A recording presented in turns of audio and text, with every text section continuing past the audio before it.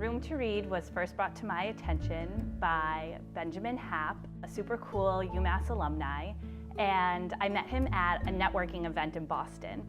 And he started to connect me with some people within the organization and said, by the way, there's going to be a Room to Read, a fundraising event in Boston on May 7th, and you and your friends should come.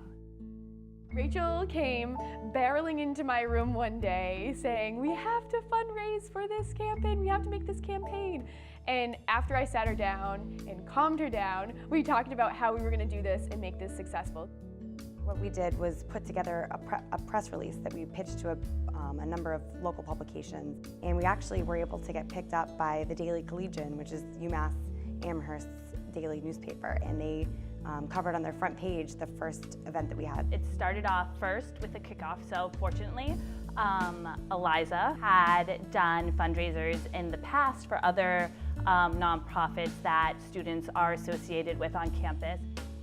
I'm a kickboxing instructor at the Recreation Center at UMass, and I always do kickboxing events called kickathons. So typically they're 2 hours and we raise money for some kind of organization that I believe in. So we let everyone know that this was happening and people were really excited for it.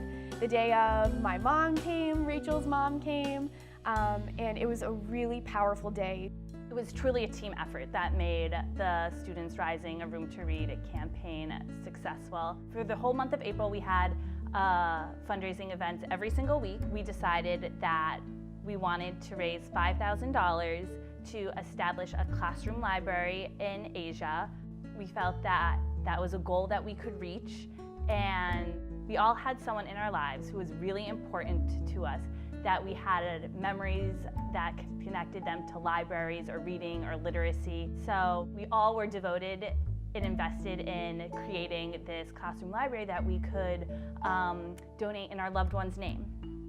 2 years ago, my father passed away. When Rachel came with this idea, it really resonated with me personally because my father, when I was little, whenever he had a day off, he would take me to the library, and that was like my playground. And just to think that children aren't given that chance is just really hard to hear. My grandmother is from Iran, and she was married at a young age, and she had children at a young age. She was basically a slave to my grandfather. Rachel and I went to see Girl Rising, and that's when it hit me that, oh my gosh, this is so close to my family. My grandmother went through the same exact thing. About like a week or two into the campaign, my grandmother was diagnosed with pancreatic cancer, which is still difficult for me to talk about, but she was a librarian, and I really, really, really wanted to show her, even though words and monetary means would never be able to demonstrate how much she meant to me. I thought, what could be a better thing than creating a library in her name? And then it happened to be that everyone had someone that they loved, that they connected to reading or a library. So it became very meaningful, and now we're in our final days and we're about to hit our $5,000 goal and to create this library.